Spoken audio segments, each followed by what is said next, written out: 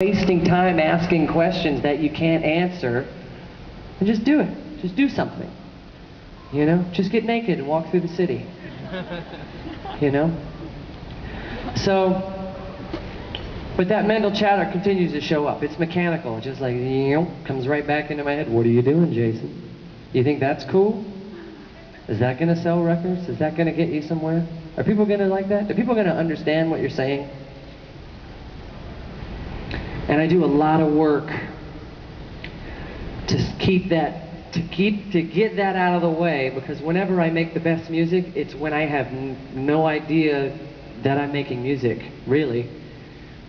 I just am able to just sit down and just, you know, without a pen, just a guitar, and just emote something, and then I sort of wake up and go, whoa, what was that? And I do my best to write it down quickly, or luckily have recorded it. And I know we probably all heard this, but it's like, you know, my goal always is to be a channel, to just channel something from somewhere else. To be a clear vessel, like a sailing ship. But to be a clear vessel to deliver something.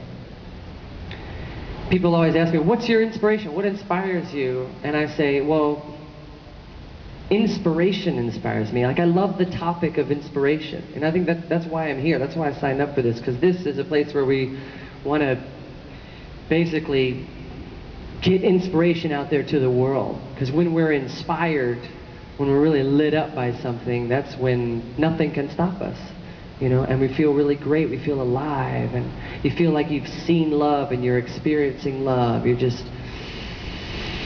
inspired. So I want to know what that is. I want to know what gets us back to that. And when let me know where I'm at in this. This is nothing what I prepared.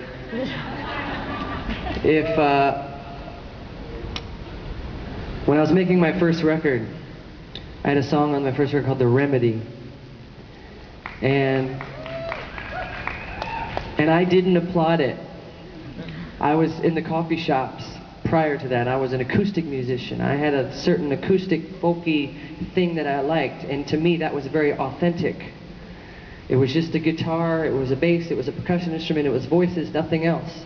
And then I got into the studio and started working with different guys, and we were creating songs, and they were all cool, and we got to The Remedy, which up until that time was only a couple of rap verses strung together, and then we decided to put a chorus on it.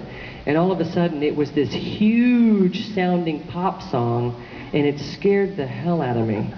I hated it. I said, this isn't me. This is not me. How I can't perform this live on stage. Like on the record, there's 90 tracks on The Remedy. So it would take 89 other musicians for us to be authentic, to play The Remedy as it sounds on the album. And I said, this is ridiculous. This isn't the kind of music I listen to. I'm not going to represent this. I mean, I was putting my foot down. Like, forget this. This is totally against everything I believe in music. This is not who I am. And yet everyone in my community was saying, Jay, it's a smash. Jay, the message in it is clear. Like, forget the production and forget your attachment to what you think is cool about music. Forget, you know, Jason, the little folk singer right now, and look at what this song is. Listen to the message and stop worrying your life away. I was standing in the studio singing the song with weeping. I was weeping it. I so did not want to be doing it. I ran out of the studio. It was raining. Everyone in there is like, this song's going to be your #1. I was like, oh my God. Like, I'm going to put this out. My first expression in the big world is going to be this song. And so I agreed to it. I was like, all right, I'll record it. I'll record it here, but I'm not yet giving you permission to release it. And long story short, it came out, and it immediately started to have success, immediately. But better than that, I started to get feedback from people in the cancer community, people who were surviving cancer, people who had, because I wrote the song for a friend of mine who had cancer. And all the words and all the message that is in that song was basically things he told me, and basically were an example of what he was being in the world, which was, he's not going to worry his life away. This is it. My life's too precious. I'm not going to spend it worrying about cancer. I'm going to spend it living the life that's happening right now. And I was nervous that I had created a song that was exploiting that and turning it into a pop thing, and it was that the message wasn't there, but the message was there. And people were hearing it, and I just got present to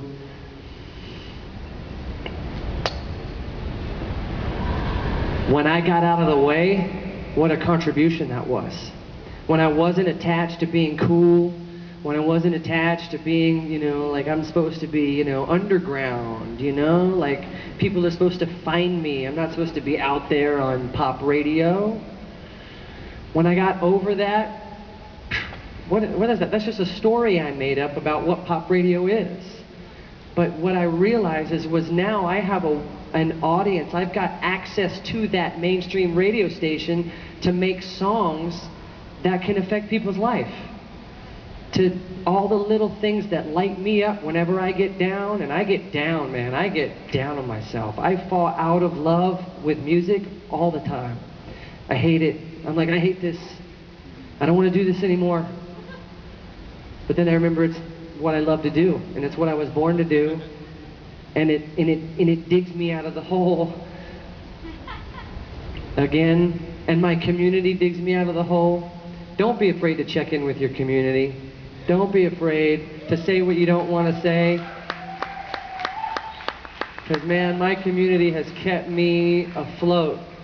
You know, I've wanted to give up on this thing so many times. Even though I gave myself permission to fail, I was never attached to the outcome. I told myself I was going to be poor my whole life. Like, I was not, you know.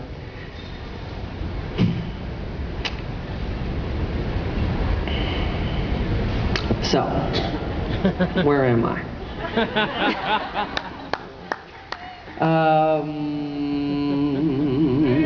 Sing.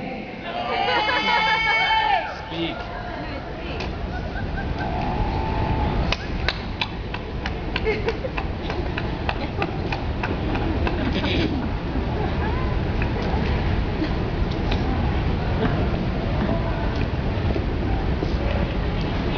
Say something in Spanish. Las cucarachas entran, pero no pueden salir. I learned that from Ren and Stimpy. I've always been a good mimic. I know. I also go when I travel around the world. You know, when I'm in French-speaking territories, I say, "Je suis très heureux d'être là ce soir avec vous," and everyone always goes, "Yeah," which means I'm very grateful to be here. When I'm in Denmark, I say, "Ja, tacknemlig for være," which is the same thing. I've learned that phrase all over the world, and I've been a great mimic. And that's how I've gotten by in music. That's how I've gotten by in life. I see something, I want to try that. I hear something, and that's really what has always inspired me. When I say I fall out in love with music all the time, last couple of weeks I've just been like confronting music, like trying to figure out what my next expression is, and what's going on, you know, how I'm going to put the album out, what it's going to say, and I've just been kind of fighting it, like, am I making this album for other people, or am I making it for me? I don't know what this is, I hate it. And then I heard a song last night that blew my mind. I said, oh, I want to do that. I can do that, I can do that. And I showed up all of a sudden again as an awesome musician.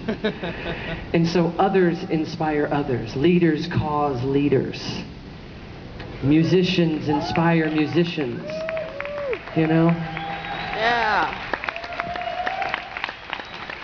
Books inspire us. Those are written by people. You know, movies inspire us. Those are situations that happen in our lives. You know, I'm so inspired by the work Luke and the Lovingtons do. At first, I thought, man, I can't touch that stuff. That's like stealing. Then I'm like, no, I'm so freaking inspired by what they're doing. I want to do that too. It like woke me up as a musician again. So I don't know how much time do I got, by the way. Long as I want. 5 cool, because I've got a cool ending. I just want to know. I want to know where I'm at.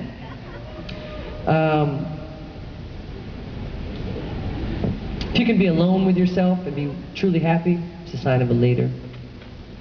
If you can feel like the richest person in the world without any money, it's a sign of a leader.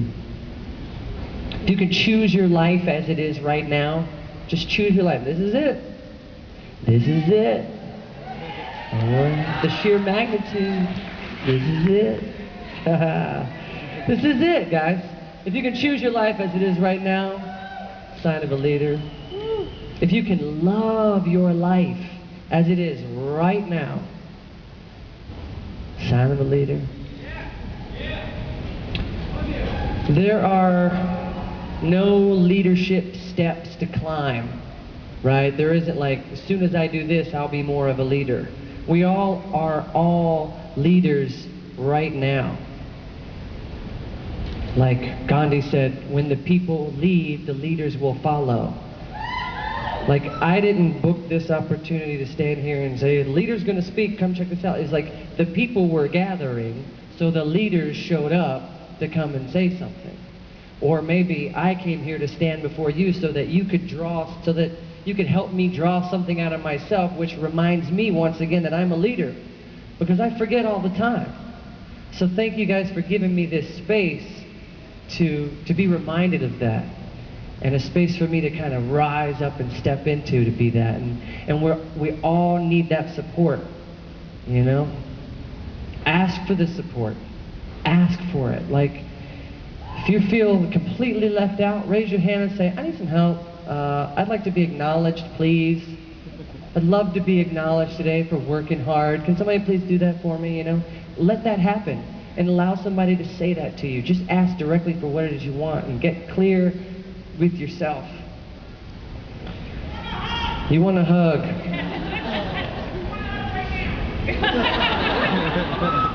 Because, oh, they're getting a hug. Perfect. Allowing your love, allowing your art to flourish in the world, volunteering your time, volunteering your listening to someone else. Like, that's radical love. That's radical leadership. It's being there for somebody else. And when you're allowing that of yourself to just be, other people see that and they're like, man, that person is awesome. God. And then inspiration. It's just like, it's infectious.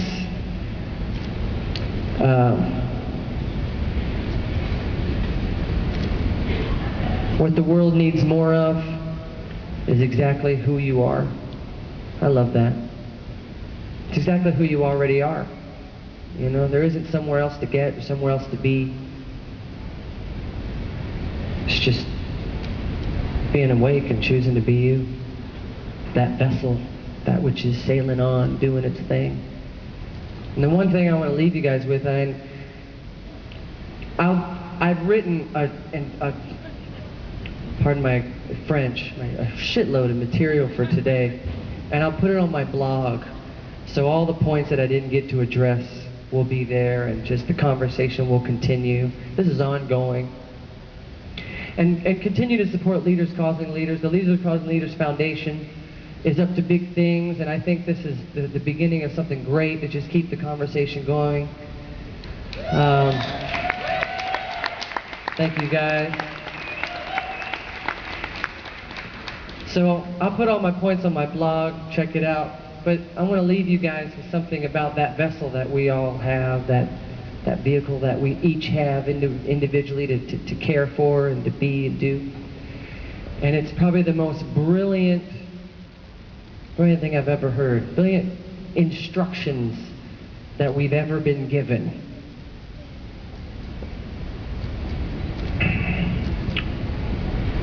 Row, row, row your boat